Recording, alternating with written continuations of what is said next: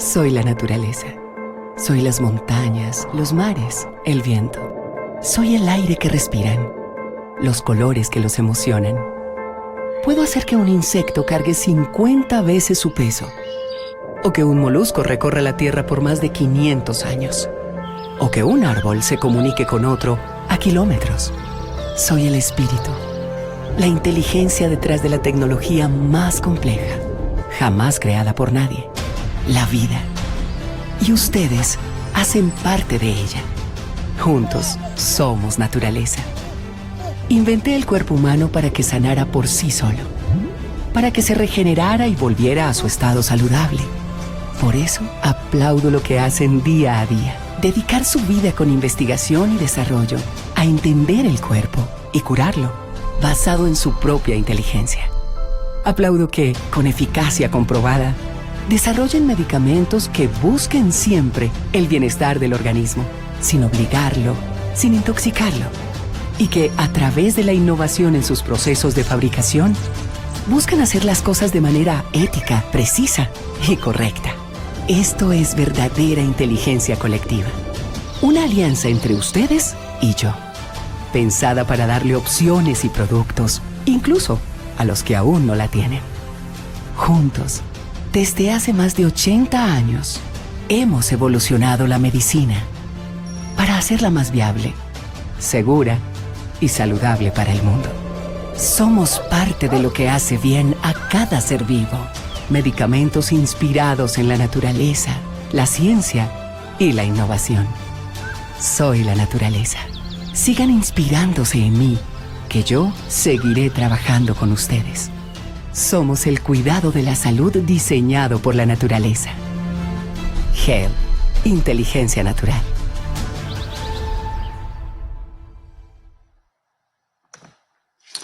Muy buenas noches con todos, distinguidos colegas, distinguidos doctores, doctoras, que hoy nos acompañan en este nuevo webinar, en este tema muy apasionante, que es comprender un poco más sobre cómo la medicina bioreguladora puede aportar mucho desde diferentes ángulos o aristas en el tema del bienestar de nuestros pacientes.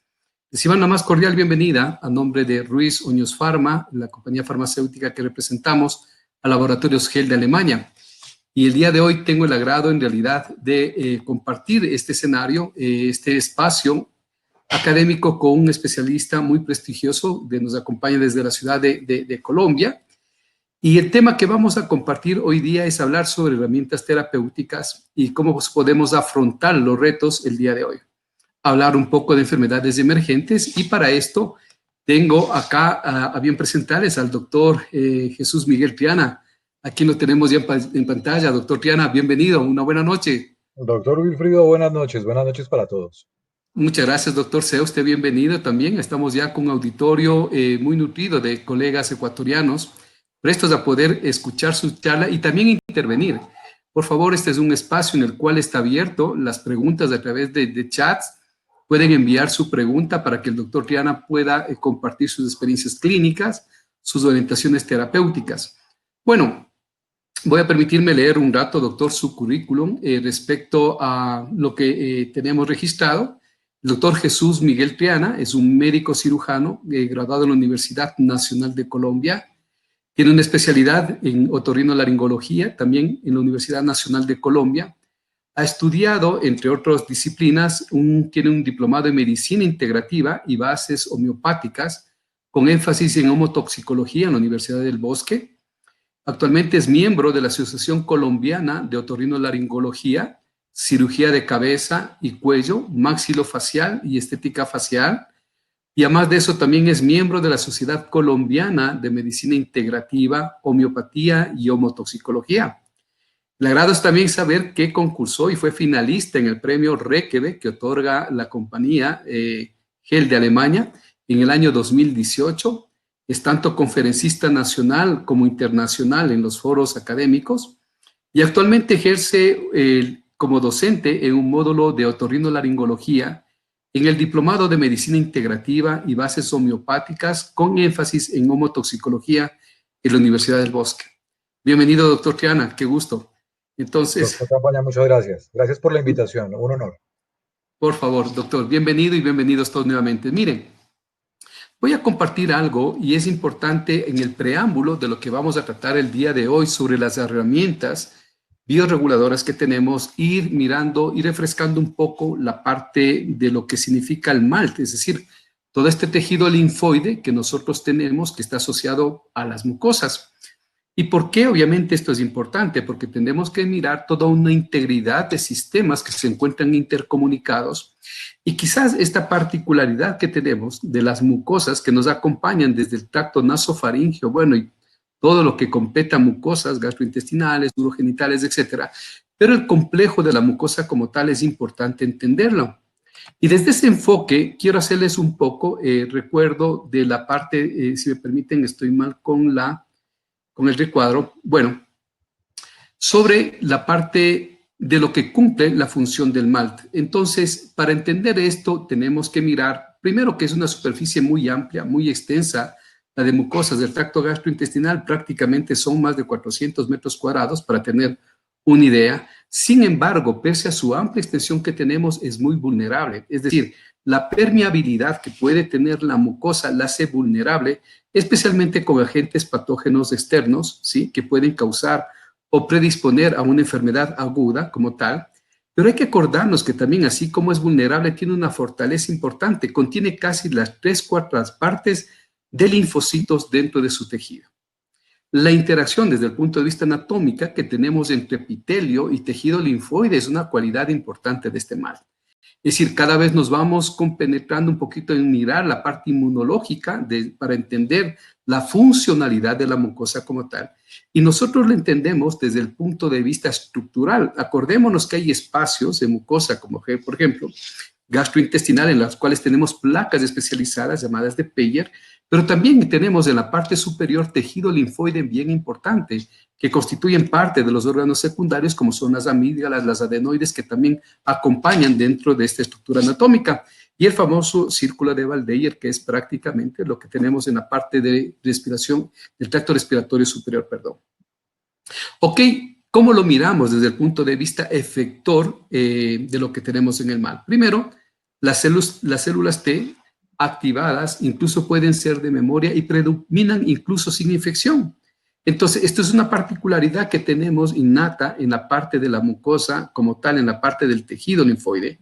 Pero también hay células T, linfocitos T efectores, que cumplen una función reguladora que se las conoce como naturales y están activadas de manera inespecífica. Entonces, miremos cómo desde este punto de vista ya tenemos un trabajo, una capacidad funcional desde el punto de vista inmunológico. Esto también constituye un papel inmunoregulador, por supuesto que sí, ya que existe una predominancia de tipo descendente, es decir, activar la respuesta a la cascada inmunitaria es parte de la funcionalidad del tejido linfoide. Y acordémonos que dentro de eso, alimentos, partículas alimenticias, otros antígenos también pueden ocasionar respuestas de este tipo. Acordarnos que también tenemos macrófagos inhibidores y células dendríticas que son parte de la tolerancia que tenemos en todo lo que constituye el MALT. Pero bueno, así como miramos la parte funcional del MALT, tenemos que mirar qué es el portal de entrada. Es decir, el tracto nasofaríngeo hoy inclusive es lo que más hemos estudiado desde el punto de vista de infecciones respiratorias. Y no hablemos únicamente de la parte de infección respiratoria alta o superior, sino también las respiratorias bajas. Este es el portal de entrada o el camino y lo conocemos como impacto en lo que corresponde al tracto NALT, es decir, al sector, a la porción esta de mucosa que se encuentra asociado al tracto nasofaríngeo. Ahí tenemos una lámina claramente donde expone que los microorganismos patógenos atraviesan fácilmente la mucosa. Si el peor, cuando hay antecedentes de mayor permeabilidad, como en el caso de pacientes, por ejemplo, que tienen rinitis, que tienen un proceso inflamatorio crónico persistente, hace que la mucosa sea más vulnerable, más permeable. Entonces, miren ustedes que aquí, obviamente, la respuesta inflamatoria va a ser desencadenada de manera más fácil. Va a haber ya un estímulo para que células presentadoras comiencen a trabajar, estos macrófagos comiencen a estimularse, etcétera, y se pueda presentar a las células linfocitarias. Es decir, comenzamos a tener ya una respuesta de tipo inmunológica, pero acordamos que tenemos estas células T que también son protectoras. Pues bien, de acuerdo a este libro muy interesante de inmunología, miren, les traigo este cuadro que habla sobre, en cambio, las muertes, o sea, la mortalidad que hemos tenido de acuerdo a las infecciones por mucosa. Y vemos que precisamente en la parte de infecciones respiratorias, más de 4 millones de muertes por año suceden en este tracto llamado respiratorio, en la parte de infecciones respiratorias agudas. Y lo siguen otro tipo de enfermedades, como ven ahí, diarreicas, etcétera. Pero miren, la más importante es la de respiratorias. Entonces es la que más mortalidad causa y no está lejano de esos. Miren, les he traído el último reporte de la semana epidemiológica 21, es decir, de hace una semana, reportado por el Ministerio de Salud Pública, donde ya se mira que más de 52,000 casos que se tiene de neumonías, los grupos de mayor predisposición, podemos decirlo, en el grupo etario, los más frecuentes de 5 a 9 años, como estamos viendo ahí, por tanto por sexo como por grupo etario, y finalmente también las personas mayores de 60 años. Es decir, estos grupos son los más vulnerables para el tema epidemiológico y poder hacer análisis y énfasis los factores que también pueden acompañar como factor de riesgo el tema de la edad. Este es el reporte del Ministerio de Salud Pública. Y bueno, hasta este portal yo les acompaño, les dejo en manos del especialista para que a partir de este portal comience su viaje por lo que corresponde a la parte de el manejo de nuevas herramientas bioreguladoras para el manejo de infecciones respiratorias. Doctor Triana, le doy paso por favor a usted. Perfecto, Wilfrido, muchas gracias. Es un placer para mí, es un honor. Esta invitación siempre es muy agradable porque somos pueblos hermanos. Tuve la fortuna de estar el año pasado en septiembre en Quito, en Guayaquil, con mi señora y con un grupo de colegas, compartiendo con mis colegas ecuatorianos. Eh, y este es un tema que nos apasiona y que nos atañe. Básicamente esto es lo que estamos viviendo hoy en día. Entonces yo quiero abordar este tema de las herramientas terapéuticas bioreguladoras porque estamos inmersos en esta situación de hoy, que no solamente es este virus, sino es todo lo demás, porque es que el hecho de que hubiera llegado el coronavirus no quiere decir que todas las demás infecciones, todas las demás patologías se hubieran desaparecido.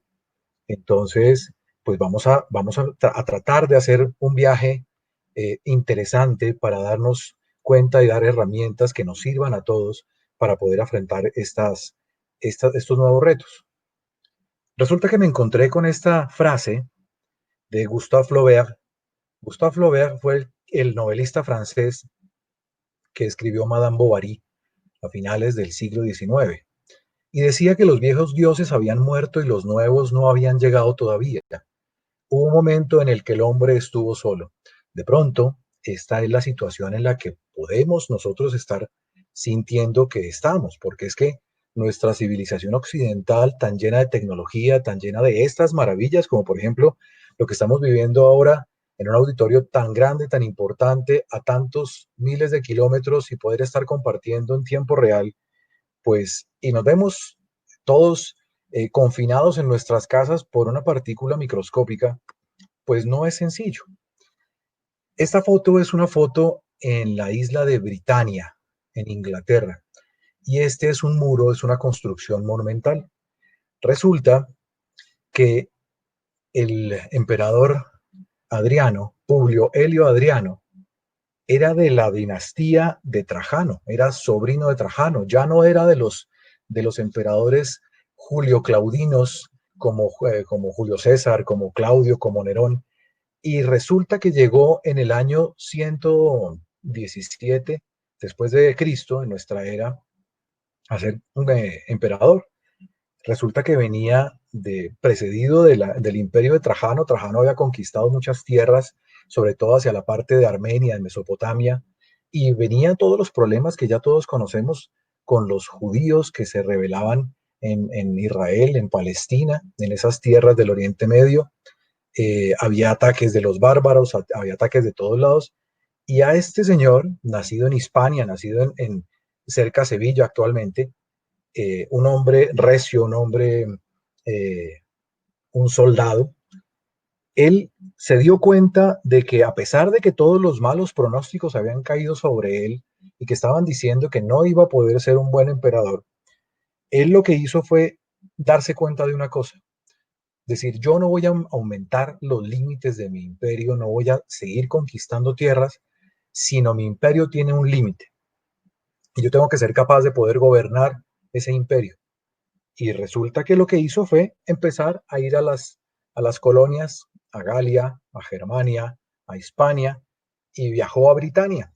Y se dio cuenta que en Britania había un problema, y era que hacia el norte de la isla, lo que actualmente es Escocia, había un pueblo que eran los pictos, los caledonios. Resulta que los pictos o los caledonios eran pueblos, entre comillas, salvajes, porque pues aún hoy todavía no se han rescatado arqueológicamente algunas cosas, pero resulta que ellos eran salvajes y tenían una forma de pelear que era una guerra de guerrillas, en contraposición a lo que era el ejército romano, majestuoso, sus legiones, su forma de afrontar las batallas. Adriano se dio cuenta que este ejército que no estaba peleando, porque no estaba conquistando, se estaba, pues se estaba aburguesando. Entonces él se fue hasta el norte de Inglaterra, hasta Newcastle actualmente, y decidió hacer una cosa que le iba a servir a los soldados. Uno, convivió con ellos. Dos, los motivó. Tres, hacían ejercicios militares. Cuatro, los puso a construir una obra monumental. Este muro que ustedes ven ahí, ese es un muro que se ha mantenido después de 18 siglos, porque resulta que empezó la construcción en el año 122.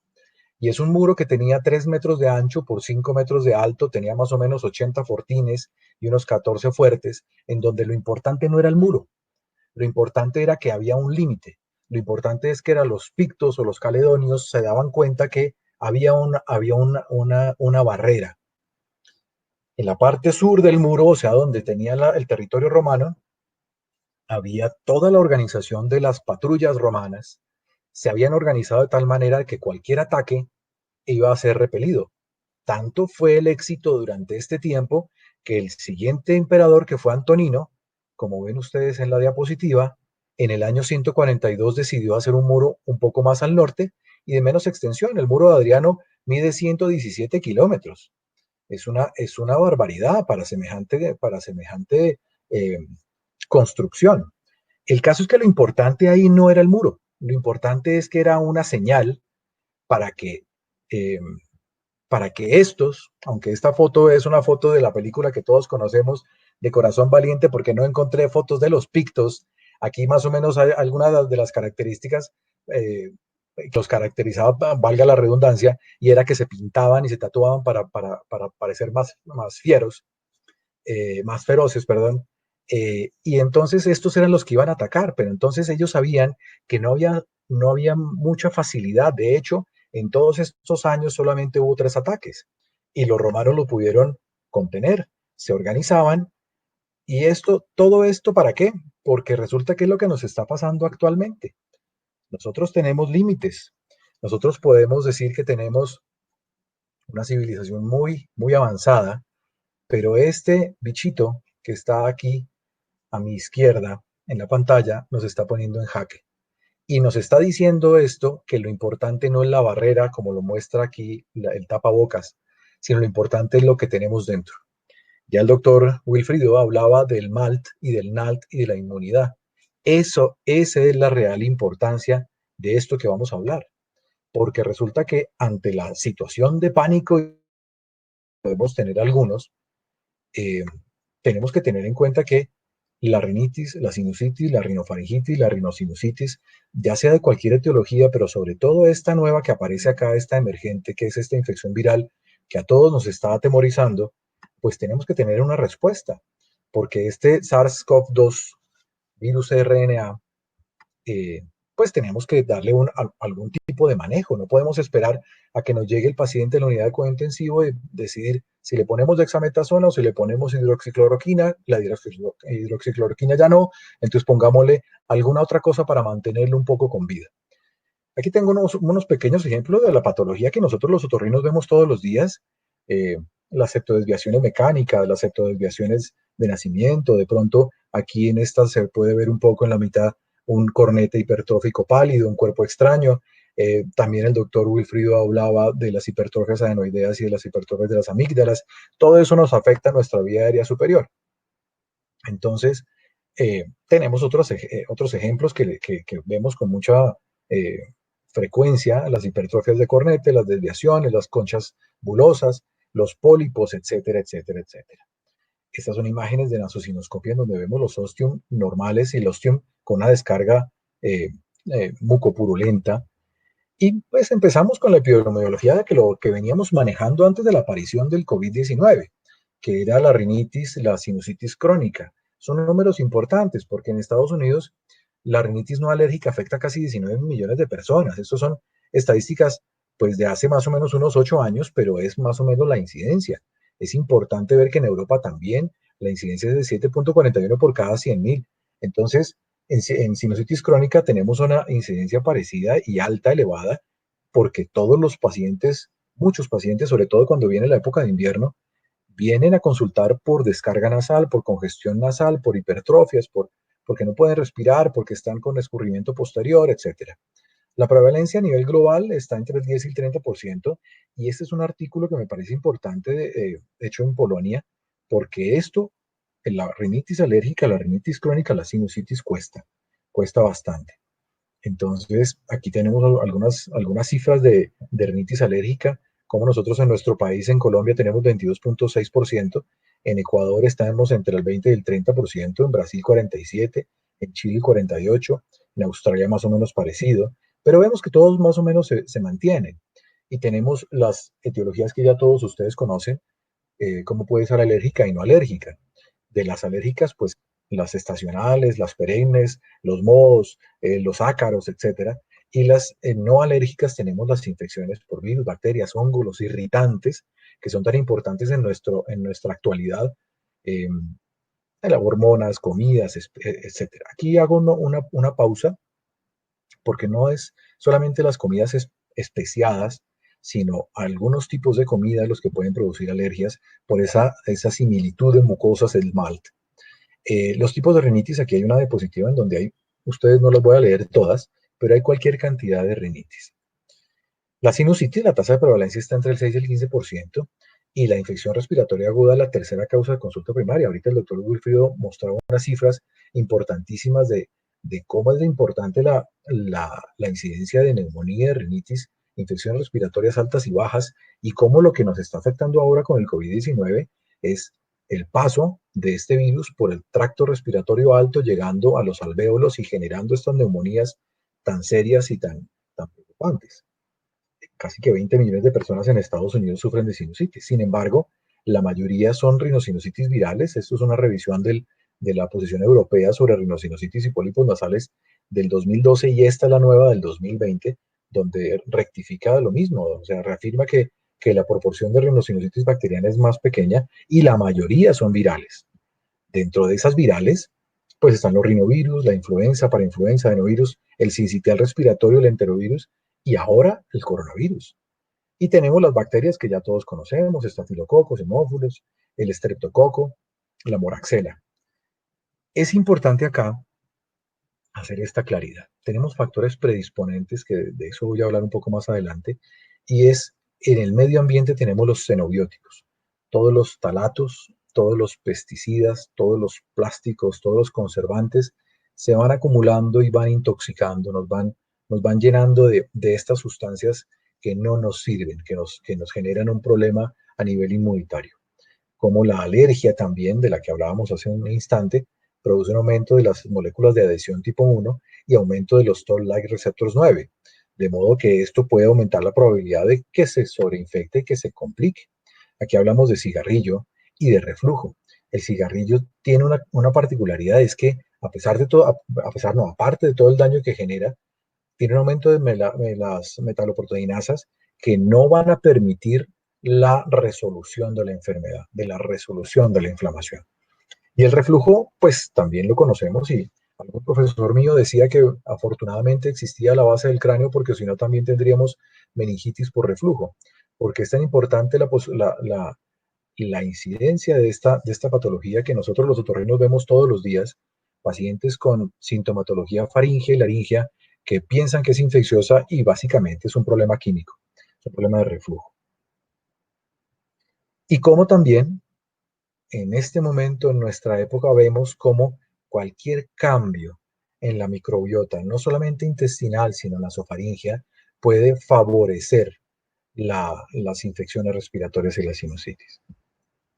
Acá tenemos un esquema de cómo se puede producir, es un círculo vicioso cuando se produce una rinitis, cómo se produce una sinusitis, cómo se obstruye el ostium, cómo hay una congestión en la mucosa, las secreciones se estancan, las secreciones se engrosan, se cambia el pH, hay gas, se dañan las cilias y toda esta cascada de eventos fisiopatológicos que van a generar la sinusitis. ¿Qué tenemos actualmente a mano? Pues tenemos los corticoides, que todos los hemos usado, los corticoides tópicos nasales. La diferencia básicamente es a veces el vehículo, la diferencia a veces es si es de primera o segunda generación, de pronto hay alguna parte de absorción hacia el torrente sanguíneo. Aquí nosotros tenemos la beclometasona, que es la que el sistema nuestro de salud, que es el plan obligatorio de salud, la que tiene para que se le dé a la gente, a los pacientes. Desafortunadamente se ha visto que altera los núcleos de crecimiento, los antihistamínicos, los descongestionantes y los antileucotrinos. Básicamente uno revisando el EPOS y revisando todas las guías, como la guía de rinitis y de sinusitis de la Sociedad Colombiana de Otorrino, de la Sociedad Americana, el nivel de evidencia, nosotros los médicos que nos gusta tanto la medicina basada en la evidencia, el nivel de evidencia de, sobre todo, antihistamínicos, descongestionantes y antileucotrinos, aunque uno utilice antihistamínicos y antileucotrinos y uno sepa que de pronto puede potenciar el efecto de uno y del otro con el uso de corticoides, pues básicamente la respuesta no es la mejor. Y el nivel de evidencia que tenemos, pues no es tampoco el mejor. Entonces, pues eso es lo que tenemos en este momento desde el punto de vista medicina occidental convencional. Acá vemos cómo cuando nosotros tenemos una lesión y tenemos un proceso inflamatorio que arranca esa cascada, cuando utilizamos los glucocorticoides o los corticoides, vemos cómo alteran la cascada desde arriba, desde el mastocito, desde la fosfolipasa A2. Entonces, todo esto de la cascada del ácido araquidónico se separa de la lipoxigenasa y los leucotrienos y las prostaglandinas. Y sabemos que para que pueda haber resolución de inflamación se necesita la prostaglandina E2. Entonces, y también el uso de antiinflamatorios no esteroideos. Los antihistamínicos únicamente alteran aquí la función del mastocito. Entonces, pues yo pienso que las herramientas que tenemos ahora nos dan para que a veces nosotros en nuestro interior, ese yo residente que todavía tenemos en el interior, decimos, ¿será que le doy antihistamínico? Y entonces Batman me dice, pero por Dios, ¿qué te acabo de decir? Si esa no existe evidencia para podérselo dar y ahora, pues hay cosas mejores. Entonces, ¿qué otra opción tenemos? Entonces, de eso es lo que vamos a hablar ahora. Le doy la palabra al doctor Wilfrido, si hay alguna pregunta del auditorio. Sí, bueno, gracias doctor, hasta acá está muy interesante. Tenemos una inquietud desde el punto de vista funcional, ¿no? Porque vemos ya con estos antecedentes de que existen factores predisponentes para tener un riesgo aún mayor en la parte de tener complicaciones.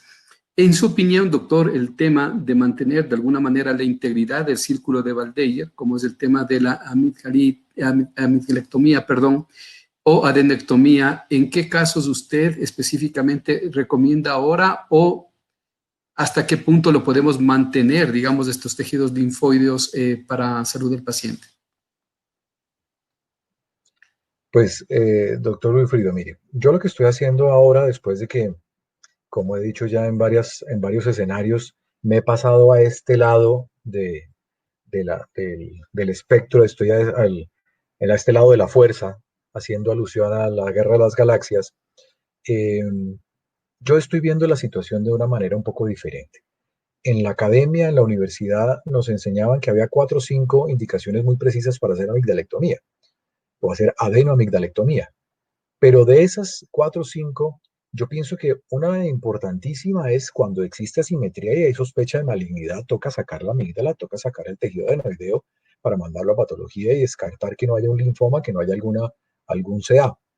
La otra es cuando existe real evidencia de que ese tejido hipertrófico no disminuye con ninguna medida, ya sea convencional o bioreguladora, y está generando apneas y está generando problemas y puede generar con el paso de los años problemas en los niños de hipertensión pulmonar y problemas cardiovasculares serios. Entonces, eh, yo básicamente estoy operando esa clase de casos, estoy procurando siempre antes a estos pacientes manejarlos con medicina bioreguladora para darle la oportunidad, no solamente con el medicamento, sino con cambios de hábitos de vida saludables, ejercicio, alimentación, para tratar de preservar ese tejido linfático que nos funciona muy bien.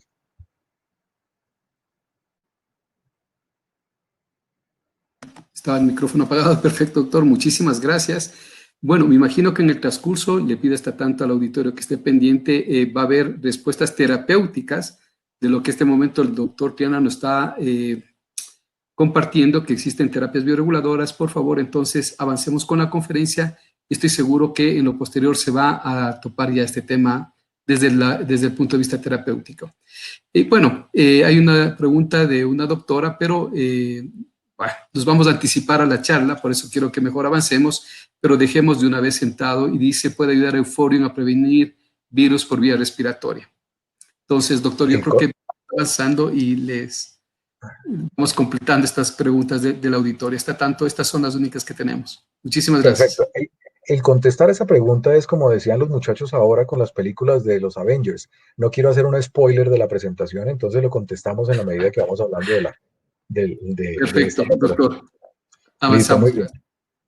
¿Qué otra opción tenemos? Pues aquí lo que nos han planteado para manejar el COVID es el tapabocas. Ahora, al principio la OMS dijo tapabocas no, solamente para pacientes sintomáticos respiratorios, ahora tapabocas para todo el mundo. Y en alguna medida nos sentimos un poco más tranquilos cuando usamos tapabocas, pero vemos que desafortunadamente hay muchas personas que no utilizan tapabocas. Es como si tuviéramos nuestra parte del muro intacta, pero resulta que la parte del muro que le corresponde a los demás no está intacta, entonces estos caledonios pueden llegar a invadirnos en cualquier momento, estos pueblos bárbaros, en este caso el coronavirus. Pero entonces a nosotros los médicos nos dicen, no, tenemos que utilizar el overol, la protección tipo 3, tenemos que utilizar el N95 y esta máscara, a veces tenemos esta full face con los filtros, pero básicamente lo importante acá es eh, empezar a caer en cuenta de que no solamente la protección externa, como hablábamos de los romanos, sino la protección adentro. El lavado de manos, por supuesto que es importante, pero acá lo que tenemos que buscar es, uno, una inmunoestimulación. Dos, disminuir o inhibir la replicación viral.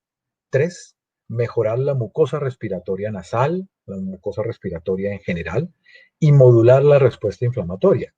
Esto porque sabemos que esta nueva patología nos está generando en el estadio 3 una cosa que ya todos conocemos como la tormenta de citoquinas.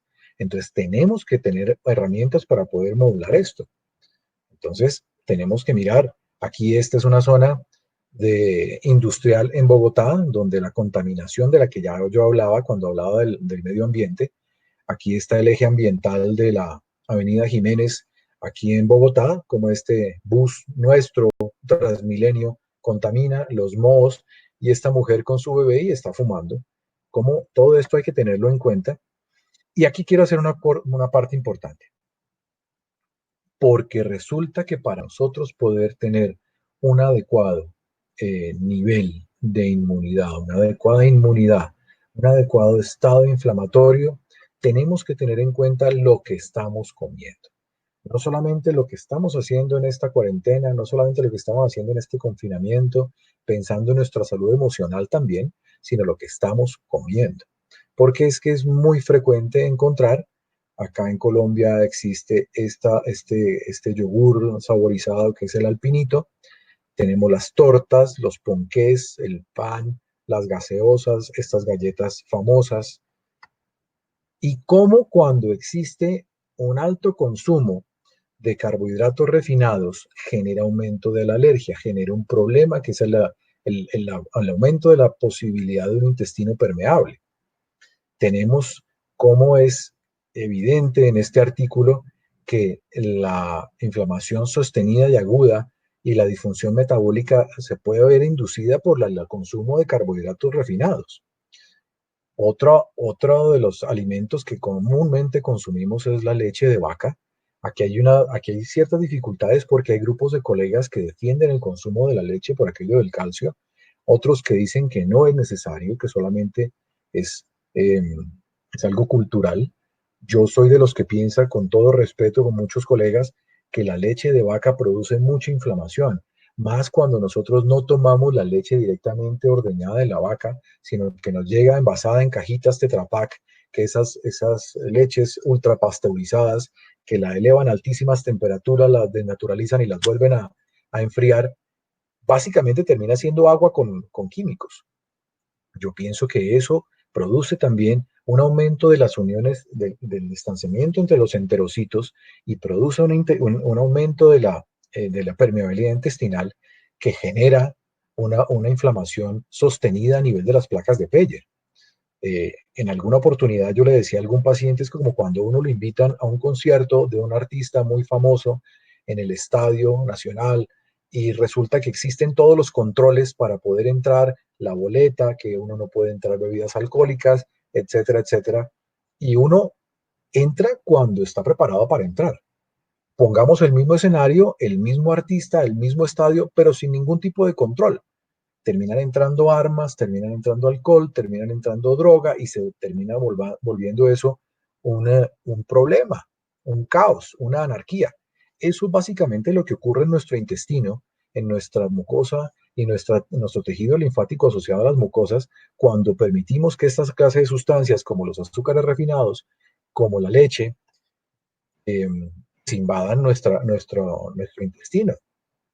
Esta dieta occidental de nosotros tiene un impacto muy, muy, muy serio en la inmunidad, porque resulta que nosotros todos consumimos gluten, todos consumimos grasas saturadas que activan los Toll-like receptors 4.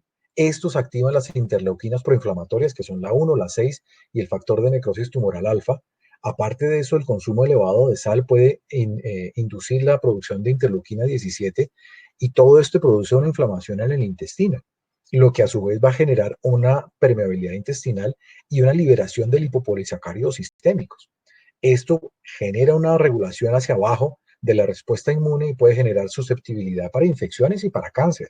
De modo que si nosotros tenemos un sistema inmune golpeado por lo que estamos comiendo, porque estamos en la casa, porque estamos haciendo teletrabajo, porque los niños están haciendo sus tareas, pero entonces la mamá se convirtió en ama de casa, en trabajar y en maestra. Resulta que todo ese estrés y todo el desorden en las comidas y aparte de eso lo que estamos comiendo nos hacen una down regulation, una baja regulación de la inmunidad.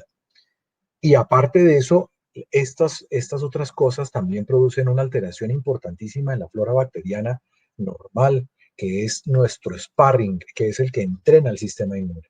Entonces tenemos unos problemas de disbiosis importantísimos que nos reducen las células T reguladoras, nos generan inflamación sistémica o inflamación crónica de bajo grado y alergia y autoinmunidad.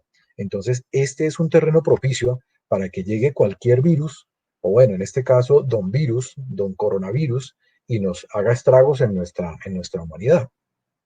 Desafortunadamente, en nuestra sociedad, la gente prefiere los medicamentos y las cirugías a tratar de cambiar su estilo de vida.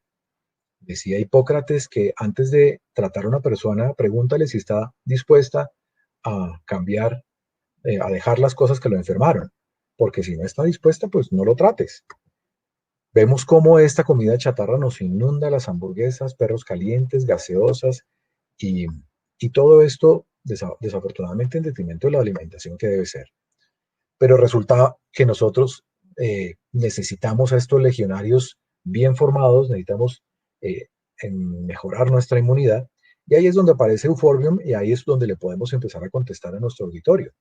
Euphorbium es un medicamento, es un compuesto, tiene 6 componentes, la lufa, la pulsatilla, el euphorbium, el hépar, el mercurio y la plata, que lo que van a hacer es básicamente 3 cosas.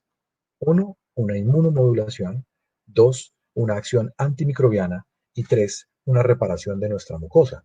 Entonces, resulta que inhibe la replicación viral e inhibe la formación de nuevos focos de infección, me disminuye, me modula la inflamación y aparte de eso me mejora la función de la mucosa. Tenemos cómo me ayuda a que se produzcan más resolvinas, que eran las que hablábamos hace un rato. Entonces, esa mucosa dañada, por eso yo la estoy utilizando muchísimo en pacientes con sinusitis, con rinitis, porque no solamente tengo la acción antialérgica, sino también tengo la posibilidad de que esa mucosa que se ha dañado, que se han dañado las cilias, este medicamento de forma natural me ayuda a que se produzca el factor de crecimiento tisular transformante beta. Entonces me ayuda a que esta mucosa se repare. Y si tenemos una mucosa reparada, si tenemos una mucosa sana, es mucho más difícil que ese virus entre. Y si entra, la cantidad de virus que entra es menor. Uno de los componentes importantes del euforbium es el euforbium, básicamente, que está descrito ya desde hace muchos años. Aquí hay un artículo publicado en el Journal de Edimburgo del año 1838, como esta resina que era sacada de esta matica, de esta planta, que es un cactus que se conseguía hacia el norte de África y hacia Oriente Medio, eh, produce ciertos cambios y se utilizaba a nivel intestinal. Fue Dioscórides en el año 40 después de Cristo quien describe en su libro de la materia médica cómo se podía utilizar esta resina.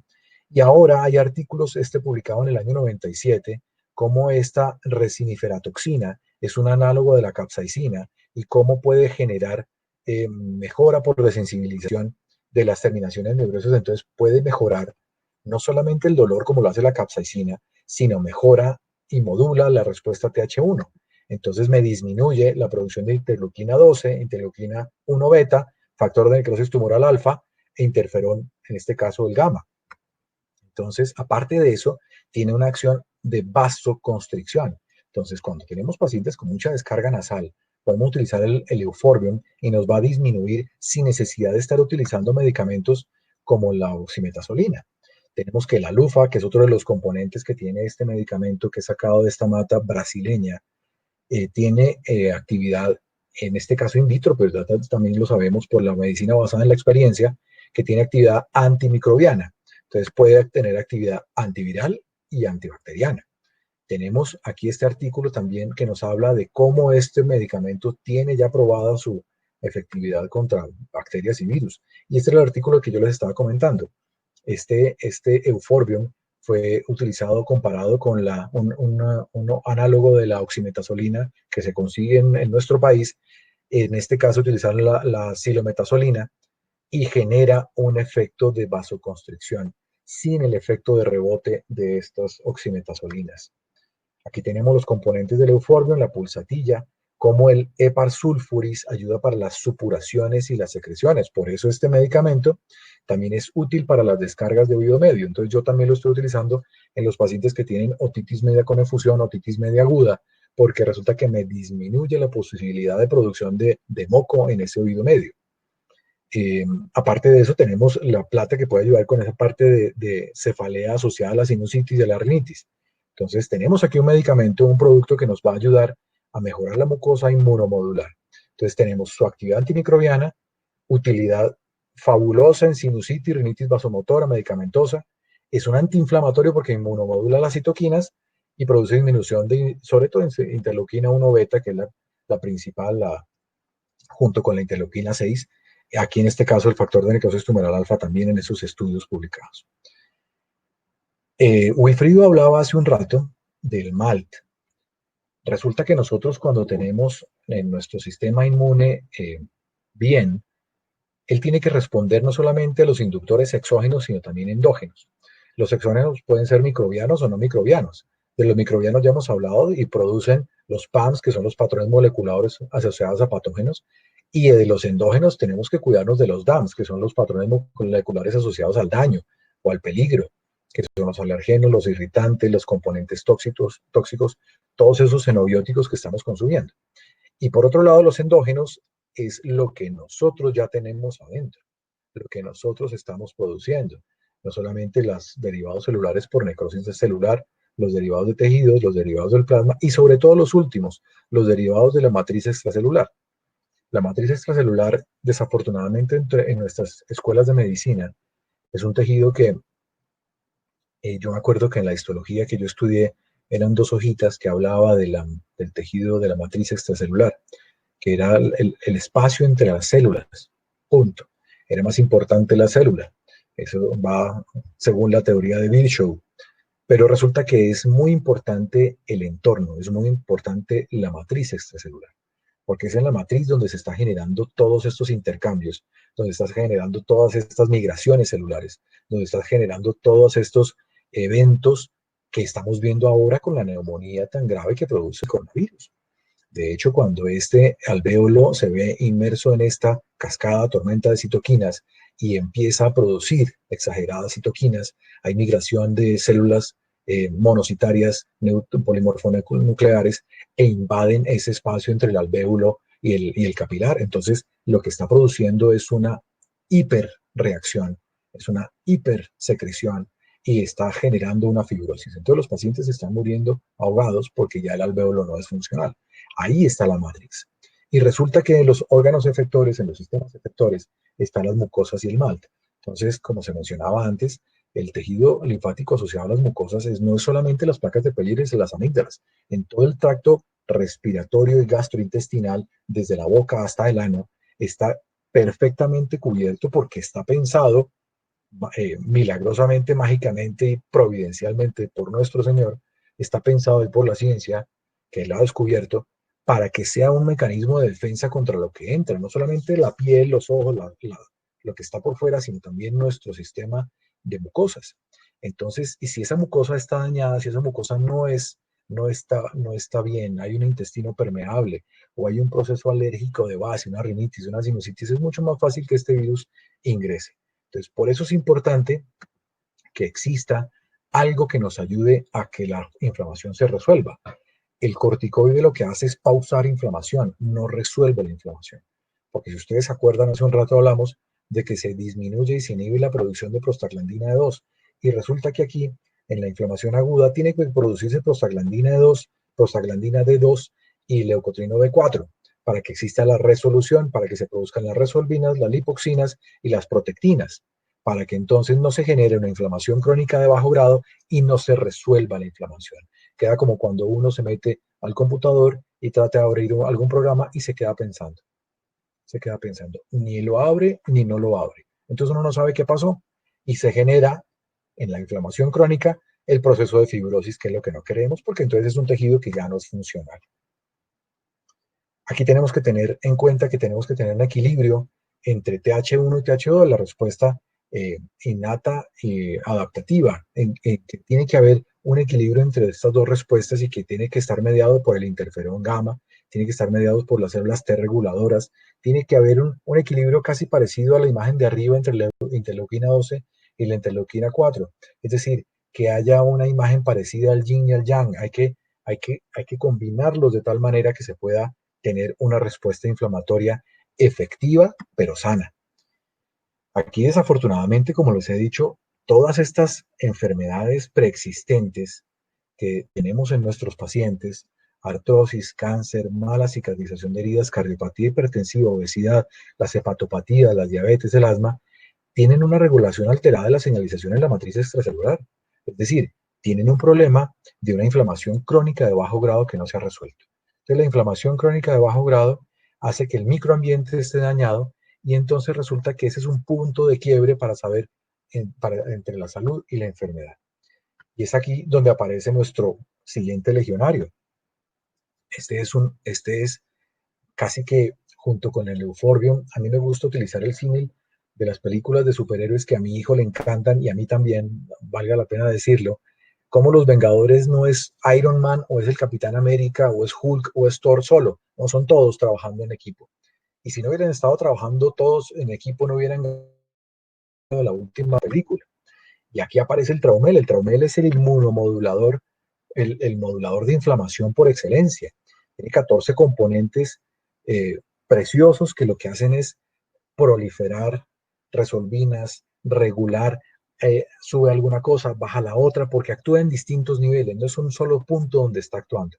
Entonces ya hay estudios de genómica bellísimos donde hablan del Traumel, que es espectacular para manejar la inflamación.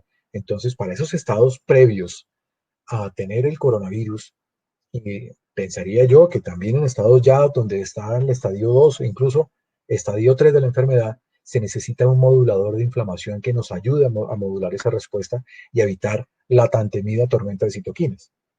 Aquí aparece el otro legionario que es el engistol. El engistol es un componente que tiene es un medicamento que tiene dos componentes, el bicetoxicum y el sulfur, pero en distintas potencias, en distintas concentraciones.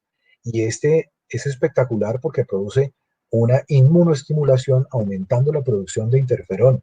Y no solamente eso, sino favoreciendo que el macrófago tenga una mejor fagocitosis, o sea, potencia la fagocitosis, o sea, nos mejora nuestra inmunidad innata.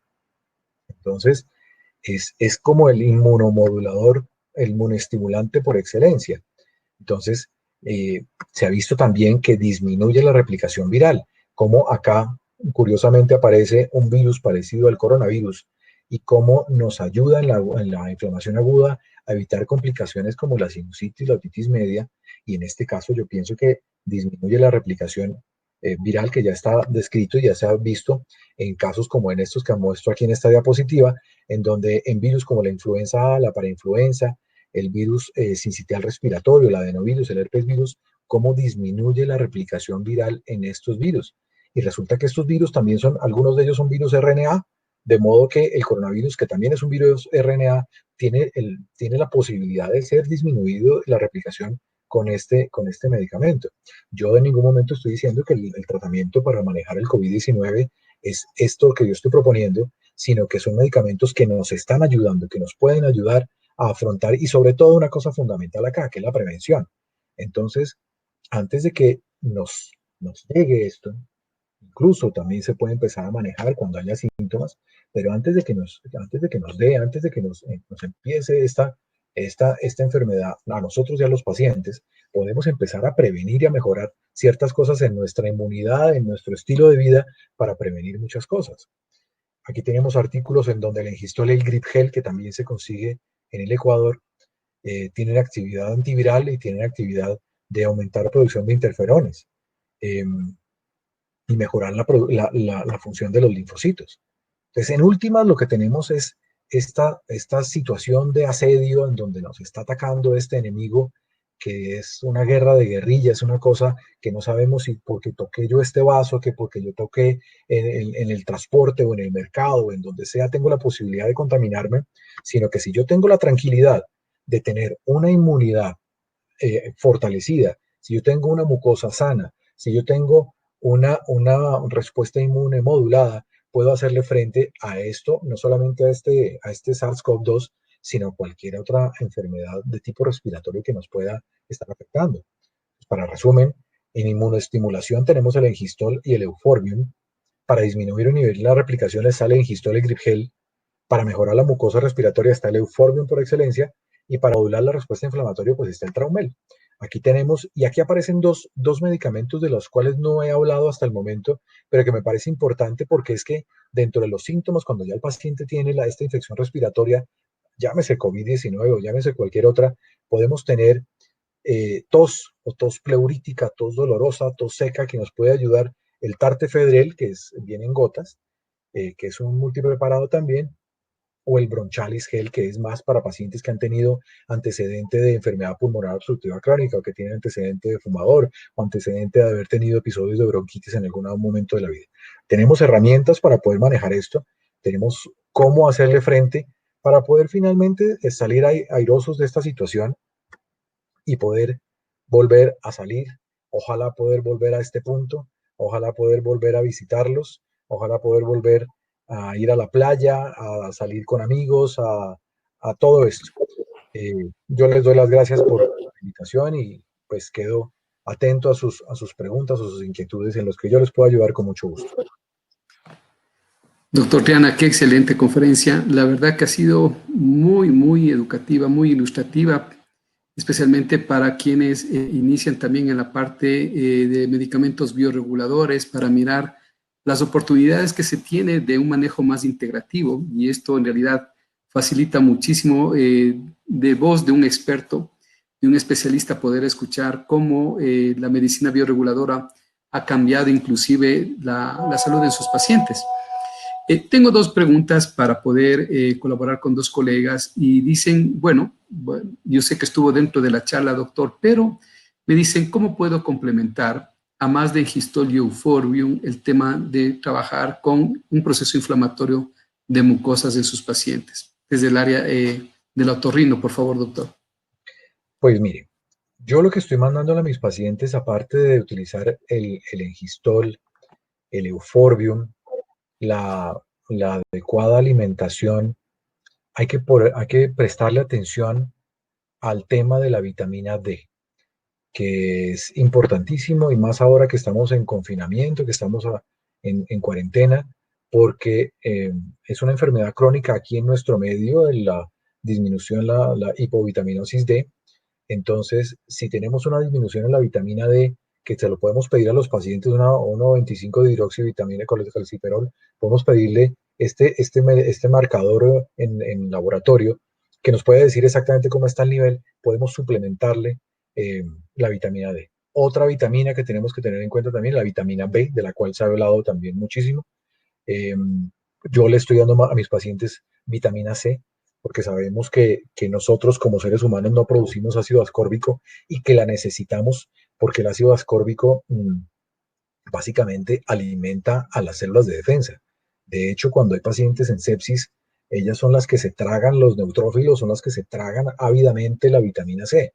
Entonces, aparte de los medicamentos bioreguladores que estamos manejando ahora, los que ya hemos hablado en la conferencia, la parte de alimentación, la parte de ejercicio, la parte de salud mental, la parte de disminución del estrés y de la salud emocional, de prestarle también atención a nuestra parte espiritual, que nos ayude también a manejar este estrés, este confinamiento, también está la parte de las vitaminas. Entonces, yo pienso que todo esto en conjunto puede armar un muy buen arsenal terapéutico, individualizando cada paciente. A este le doy un poco esto, a este le subo acá, a este le pongo acá, porque básicamente la medicina integrativa, la medicina que es una sola, nos da a que tenemos que individualizar a los pacientes. Entonces, hay que prestarle atención a eso. Yo le estoy prestando atención a las vitaminas, estoy prestando atención a toda esa parte de alimentación y complementa perfectamente todo lo que hablamos en la conferencia. Gracias, doctor. Continuando con una pregunta adicional, es el caso de una colega y manifiesta: ¿qué usted podría recomendar, doctor, en cuadros de epistaxis frecuentes o recurrentes en niños, que es algo que siempre obedece su consulta? Pues la epistaxis es muy frecuente. La epistaxis en niños se dice que es una entidad del siglo XXI porque es digital. Básicamente es por trauma nasal con el dedito cuando ellos están tratando de permeabilizar la fosa nasal, cuando hay una mucosa nasal que no está completamente sana, sino que está obstruida, cuando hay formación de costras, a ellos les rasca, les pica mucho. Entonces, y estas costricas se localizan en el vestíbulo. Entonces, todos sabemos que el plejo de Kieselbach es un plejo bastante rico en venitas y en cosas, y cuando hay antecedentes de enfermedades de base como una rinitis, como una hipertrofia de adenoides, como algo que nos esté generando obstrucción, formación y estancamiento de secreciones y formación de costras, pues es muy fácil que el niño o se rasque la nariz de esta manera o se meta el dedo para tratar de permeabilizarla. Yo estoy utilizando, uno, el Euphorbium, que me mejora la mucosa; dos, lavados nasales. Estos lavados nasales y vaporizaciones, lavados nasales con solución salina, vaporizaciones con agua con sal y bicarbonato, y tenemos geles de fitoterapeuta, de fitoterapéutica. Aquí en nuestro medio, yo no sé si en Ecuador se consiga, existe un gel que es el fitostimoline gel de otra casa comercial, el fitostimoline, que lo que hace es tratar de reparar esa mucosa. Entonces, eh, hay otras marcas, por supuesto. Hace un tiempo utilizábamos la vaselina común y corriente, pero la vaselina genera cuerpos de inclusión a nivel de la mucosa y pues no es tan bueno porque no es no es un elemento muy amigable tampoco en últimas con la mucosa. Otra de las cosas que se pueden utilizar son los ungüentos de antibióticos tópicos, pero en lo que estoy utilizando en este momento ya ahora desde la luz de la medicina bioreguladora es utilizar Euphorbium, utilizar lavados nasales, vaporizaciones y geles de este tipo de fitogeles que nos pueden ayudar a lubricar un poco. De hecho, eso tiene casi que la misma efectividad que la cauterización de la mucosa nasal con nitrato de plata. Entonces, cuando ya el paciente es recurrente y ya no se puede controlar el sangrado con gel, con todas estas medidas, pues uno termina cauterizando y dando las medidas nuevamente para que la lubricación y que para que la mucosa vuelva a restablecerse. Pero lo ideal es que uno no genere una herida, no genere una quemadura para generar después una fibrosis en ese sitio, sino que la mucosa se repare y se autorregule sola. Gracias, doctor, por esos aportes que son bien prácticos, la verdad, para el tema del manejo día a día en el paciente. Una pregunta adicional es de un colega y dice que por favor si le puede ayudar con un poco más sobre el producto Grip Gel, en su experiencia, cómo lo ha ido y obviamente qué ventajas tiene en el tema de manejo. Pues básicamente el Grip Gel nos lo habían presentado, yo lo había conocido como un medicamento que era básicamente para controlar los síntomas del resfriado. Pero el Grip Gel se ha visto que tiene tanto actividad antiviral como de inmunoestimulación, como también actividad antirreplicación viral. Entonces, no solamente cuando el paciente está con la descarga nasal y con la congestión nasal y que uno le da el Grip Gel como para disminuir los síntomas y el malestar propio de un estado gripal, sino también se puede utilizar en estados como estos, en estados en que uno necesita darle un soporte al paciente y darle herramientas. Entonces, uno que conoce a su paciente sabe en qué condiciones inmunológicas puede estar dependiendo de la patología de base. Entonces uno puede darle Engistol, Grip Gel, Euphorbium, Traumel, o le puede dar el Engistol, el Grip Gel, puede utilizar el Euphorbium dependiendo cómo lo vaya viendo uno. Uno tiene que empezar a jugar con cada paciente y empezar a mirar cómo se puede organizar cada uno de los pacientes. El Grip Gel básicamente, como les digo, lo había conocido yo como para manejo de los síntomas de la gripa, pero tiene una acción importante a nivel antiviral y de antirreplicación viral. Perfecto. Sí, un producto muy, muy bondadoso y especialmente asociado con Engistol. Obviamente tienen un sinergismo que permite inclusive incrementar la actividad fagocitaria, de tal manera que se complementan muy bien en Perfecto. cuatro factores, lo que usted nos dice. Muy bien, doctor. Perfecto, así es. Bueno, una pregunta, y esto en realidad lo vemos frecuentemente en la consulta, y dicen, ¿qué opina el uso combinado de productos bioreguladores con corticoides o esteroides tópicos nasales, inhalados y broncodilatadores? Bueno, es un pan de día a día, ¿verdad? Ese es un tema de todos los días, porque es que uno, como les decía, la medicina es una sola. Y afortunadamente tenemos la posibilidad de acceder a todas las herramientas. Entonces, el hecho de que uno esté utilizando el Euphorbium o esté utilizando el Engistol no significa que no pueda utilizar las otras herramientas que nos da la medicina convencional, que ha tenido todos los estudios y toda la historia para poder llegar a estar donde están. Yo tengo pacientes que tengo utilizando como metasona spray nasal y los pongo a utilizar también el Euphorbium y lo combinan, de modo que pueden convivir durante un tiempo, pueden ayudarse, se pueden coadyuvar, porque es que básicamente lo que uno necesita es que darle todas las herramientas a esa mucosa y a ese ser humano para que él solo pueda autorregularse. Entonces, yo tengo pacientes que están utilizando inhaladores orales para manejo de sus problemas bronquiales y pulmonares y pacientes que están utilizando corticoides tópicos nasales y también están utilizando medicina bioreguladora. Entonces, una cosa no riñe con la otra. Afortunadamente, esta medicina bioreguladora y esos productos homeopatizados, homeopáticos de gel, no están riñendo y no producen efectos secundarios como para decir que haya que suspender el uno o el otro. Entonces se pueden combinar y se puede uno ir armando de tal manera el engranaje y el rompecabezas para que el paciente vaya mejorando. A la medida que va mejorando, uno empieza a quitar las cosas que de pronto considera que puede generar más efectos secundarios, que me está generando un poco más de síntomas por acá. De pronto tengo yo pacientes, ya con Wilfrido hablamos, que de pronto vamos a hacer más adelante una charla hablando de vértigo, pero tengo pacientes que vengo manejando con betahistina y les estoy dando otro medicamento fabuloso que es el vértigo gel.